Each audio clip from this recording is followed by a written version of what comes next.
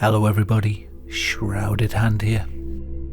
If you were around in the early days of the internet, then you'll probably remember it as a pretty wild time. And whilst this internet wild west, the untamed digital space, held a certain charm, it was also a time when a single wrong click could lead you to content that would scar you for life. Websites like Ogreish, Rotten.com and forums like Death Addict were well known for hosting graphic images of real-life violence and horror. Many thrill-seeking users visited these sites out of curiosity or purely for the shock value, but over time most people moved on, leaving behind a small, tightly knit community of dedicated members. Many of these websites no longer exist. The rise of social media in the 2010s reshaped online communities and changed how content was spread online. Some groups, like those on Death Addict, managed to survive, and it was there that one of the worst degenerates in internet history first made his appearance. This is the story of Dr. Gloves.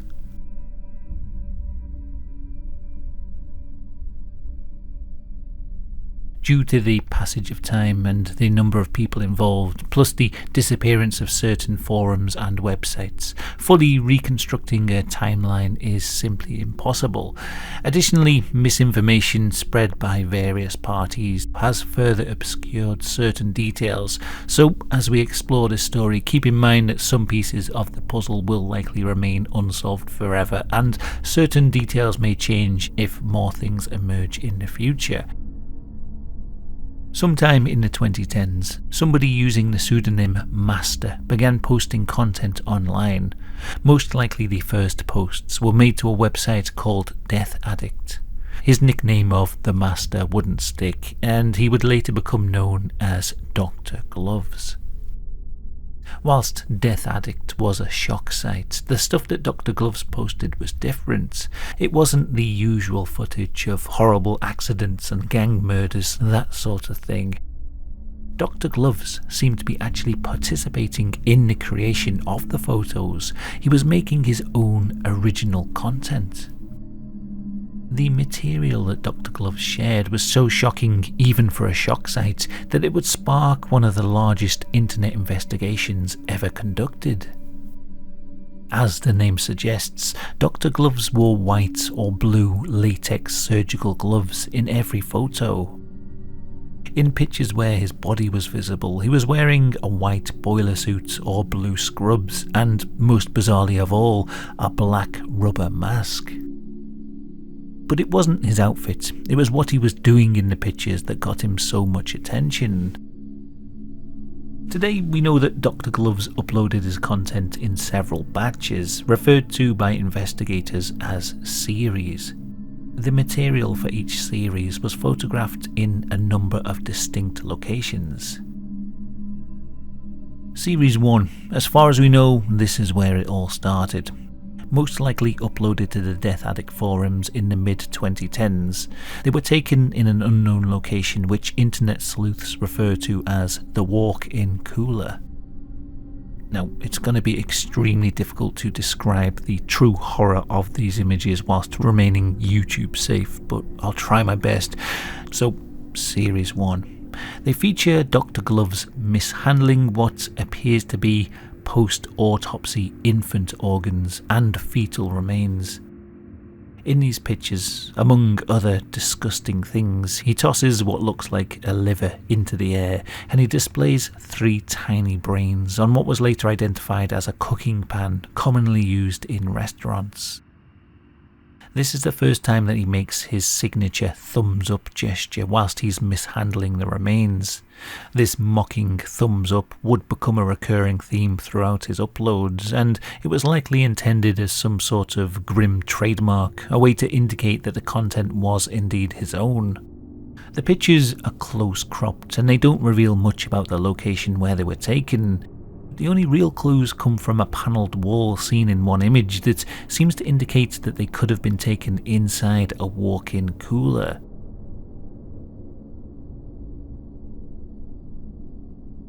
Series 2. Again, these were uploaded sometime in the mid-2010s, most likely around 2014 or 15, as the laptop seen in the background of one photo appears to be a HP model that was released in 2014. These images have become known as the Morgue series. Again, the location is a mystery, but appears to be a morgue or a surgery room. The room itself looks quite decrepit and filthy, leading some to suspect that it might be in an abandoned building. In these images, Dr. Gloves poses whilst aggressively handling fetal remains and the remains of deceased newborns. Some of the corpses have blackened lips and some are still wearing diapers. There are some photos where scalpels and other surgical equipment appears to have been laid on the chest of one corpse, the blades pointing up towards the face. In another photo, he holds a corpse tightly by the neck whilst gesturing thumbs up with his other hand. He also poses some of the bodies in a mocking, disrespectful way. He sits one down on a biological waste bin and appears to be moving some of them like puppets. Now, whilst his content was undeniably disturbing and deeply disrespectful, when Dr. Gloves posted this content online, he was sharing it with a community that was already drawn to extreme material. In its own sick way, his content stood out, and it likely got him a lot of attention. Encouraged, it seems that he continued to upload more of his original content, each time pushing the boundaries further. And whilst some of this material survives today, preserved as screenshots of screenshots, others have been purged from the internet and likely lost forever. Then, sometime in 2017, some of Dr. Gloves' original content surfaced on 4chan's B-board. This is a forum dedicated to random posts and regularly posts disturbing imagery. These images quickly gained attention, and as other users began digging, they uncovered other photos that had been shared in various places on the internet, most notably a photo set that's become known as The Child and the Blades. In this series of photographs, the familiar figure in latex gloves and blue scrubs is seen posing with a young girl wearing a distinctive pink shirt. In some photos, he's shown aggressively pulling her hair. In others, he is smothering her face with his gloved hand. In one picture, he presses a box set of scalpels against her back. These scalpels were later identified as a cheap Chinese brand, more suited for hobby tasks than surgical procedures. So far, the girl's identity has never been discovered, and Dr. Gloves deliberately obscures her face in every image.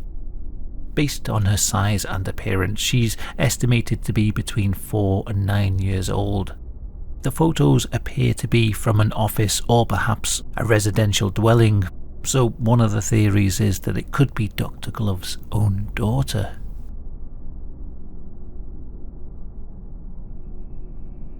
And then the Anons of 4chan discovered what might be the most disturbing series of photos yet.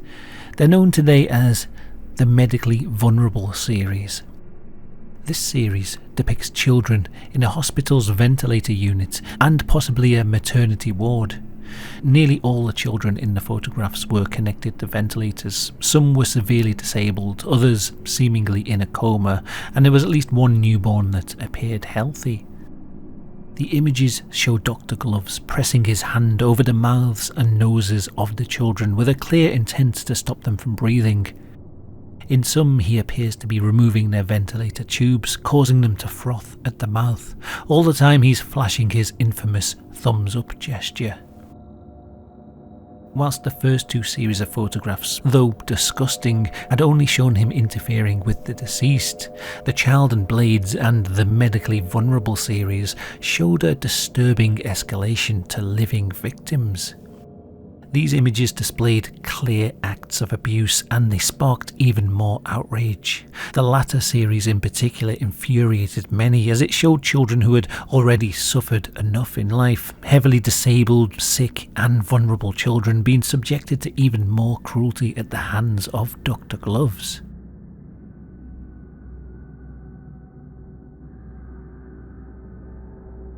Users from all over the internet began gathering in groups dedicated to finding the answer to one question: who was Dr. Gloves? Every remaining photo suspected to be from a Dr. Gloves series was meticulously analysed by a growing community determined to uncover his identity and location. Some suggested that there was a chance that Dr. Gloves could be tracked through the rubber mask that he wore. This was probably the most unusual and unique item in the photographs. But if you zoom in on the images where the mask is visible, you can see that the eye holes were cut by hand. This likely means that the mask was custom made, making identification very difficult. No detail was overlooked. Light switches, markings on the walls and fire extinguishers, and even the specific brand of gloves that he wore were diligently checked in an effort to pinpoint where the pictures were taken. Others speculated that, based on the angles of certain photos, he wasn't working alone and he must have had at least one other accomplice. This theory so far has never been confirmed or debunked. Maybe he had someone working with him, or maybe he was simply using a tripod to take the pictures. One major breakthrough came after investigators identified the orange elephant pattern bed linen seen in the medically vulnerable photographs. This was the same type of bed cover used in the maternity wards at Dignity Health hospitals in California and Arizona. By cross-referencing additional details, they claimed they were able to pinpoint the location where these photos were taken: Glendale Hospital in California. Allegedly, the hospital was contacted, but the officials denied any possibility that such events had taken place within the facility. Then there was seemingly another breakthrough. Someone spotted the fragment of an identification badge sticking out of Dr. Gloves' medical gown in one of the photographs. From that fragment, investigators believed that they'd finally uncovered the identity of the person behind the mask, a man named Edvin Balens. From there, the investigators quickly established that a man by this name had indeed worked at Glendale Hospital, and the news spread like wildfire across the community. People tracked down Edvin's Facebook page, and he was flooded with threats and harassment. As time passed though, some users began to voice their doubts. How was it possible that such a crucial detail, a fragment of an ID badge, had been overlooked previously in a case where investigators had meticulously analysed every inch of every photo, even going as far as studying the reflections in glass cabinets and stainless steel surfaces? They realised far too late that the badge in the photograph had been a hoax. It had been photoshopped into the picture, but by then the damage was already done. What became of Edvin is not known, but we do know that he deleted his Facebook account, likely due to the relentless abuse that he received. As for the photoshopped badge, was it a frustrated investigator, a random troll, or perhaps Dr. Gloves himself? The idea that Dr. Gloves would release decoy images onto the internet is possible. He was extremely meticulous in hiding his identity. The photos were always carefully arranged so that no identification was possible, not even in reflected surfaces. So the idea that he would intentionally drop something on the internet just to send people on a wild goose chase is plausible. Then again, the idea that someone might just find the name of a random employee from that hospital and drop them into a photograph just to be a troll is also very plausible. At this point, a lot of the investigators felt that they'd reached their limits. Dr. Gloves was either extremely clever or just very lucky. It was time for the authorities to take over. The evidence was gathered and submitted to the FBI. For some reason, people believed that the FBI just didn't take any action, but this isn't true. Law enforcement took the case very seriously, mobilizing local, state and federal resources. Over a dozen search warrants were issued and executed, and medical professionals were brought in to assess whether the photographs depicted criminal behaviour.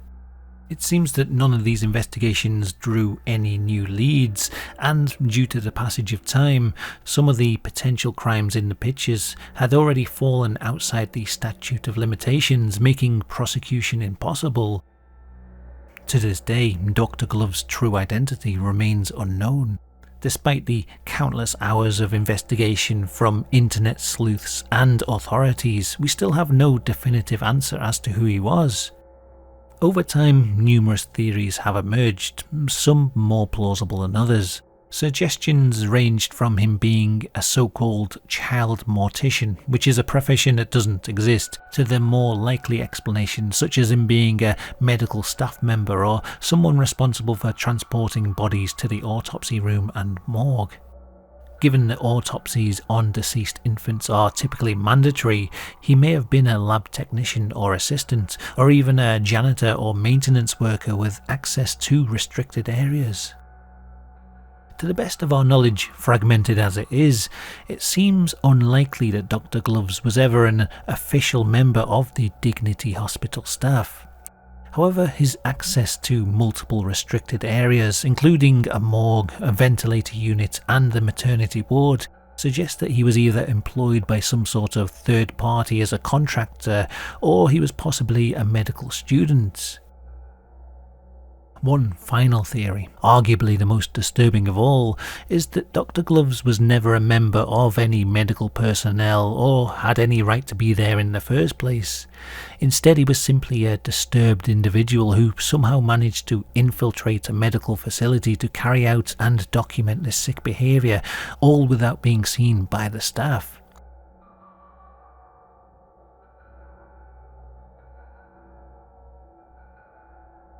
To this day, the search for Dr. Gloves continues. In the intervening years, much of the data related to the case has been purged from the internet. A lot of his original content, plus the intel uncovered by the various investigators. Even entire Discord groups and Google documents have been deleted. Still though, dedicated individuals, online communities and investigative companies like Reach Freaks remain committed to finding him. On their website, whoisdrgloves.com, Reach Freaks has compiled and presented all the confirmed information about the case, including a very impressive 3D reconstruction of the morgue from his second series of photos. This website is an invaluable source of information on this case and was very helpful in making this video. The website has a number of interesting bits of information. For example, the photograph of Dr. Gloves holding a metal cooking tray with what looks like small human brains on it. They had the picture analysed and it seems that the tray has been used for cooking in the past because there seems to be food burnt onto it. Now, as far as all the websites I found that have collated data on Dr. Gloves, this is pretty much where the information ends, and I was a bit confused because they only talk about a specific series of photographs. I feel like I've seen other content which was very similar to Dr. Gloves. One in particular I remember was a video that someone sent to me a few years ago. Can't remember who sent it to me, but I remember someone sent me a link to a video, possibly for me to investigate it, and I found the video horrific. I remember it looked very similar to the images in the morgue series of photographs, a very grotty, dilapidated looking room and a guy holding a fetus, and he was moving it around in a very disrespectful way. I remember he was moving the jaw up and down with his finger like it was a puppet and he was making it talk. At the time I had no idea about the whole Dr. Gloves story, and I'm not really one for shock videos to begin with, so I kind of just left it there. Wished I hadn't clicked on it, to be honest. And then fast forward to now, as I'm reading through all this Dr. Gloves stuff, I'm expecting to find some section where they talk about the videos and nobody mentions it, and I was just wondering, could that be a piece of Dr. Gloves media that the researchers haven't found or just don't talk about? I thought one person I could ask, someone who's a bit of an expert in shock content, was Plagued Moth. And if you're wondering where Plagued Moth's gone, check out the No Happy Endings YouTube channel. I'll put a link in the description. Anyway, according to him, there have been videos coming out and they're either Dr. Gloves copycats or they're entirely unrelated. He also provided some other interesting details, and I'll just say I have no way of confirming that this is true or not, but I'm just going to repeat what he told me.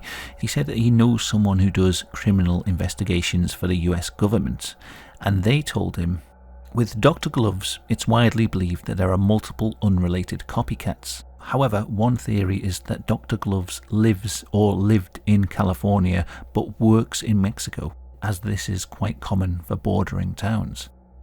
So interesting, I haven't seen that information on any of the other websites, but it kind of makes sense why the US authorities weren't able to catch him if he was working in Mexico.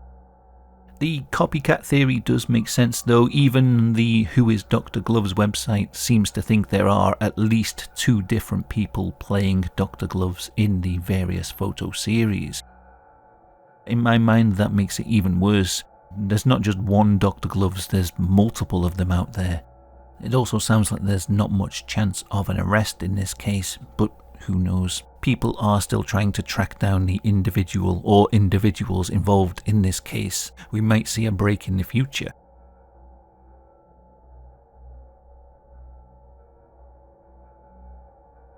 Thank you for watching, and as always, thank you very much to the patrons. It really does help me make more content like this, so thank you to all of you. And if you're new here, then why not check out my channel? I make videos on all kinds of creepy topics, so there's bound to be something there to interest you if you like this sort of thing. Until next time, goodbye.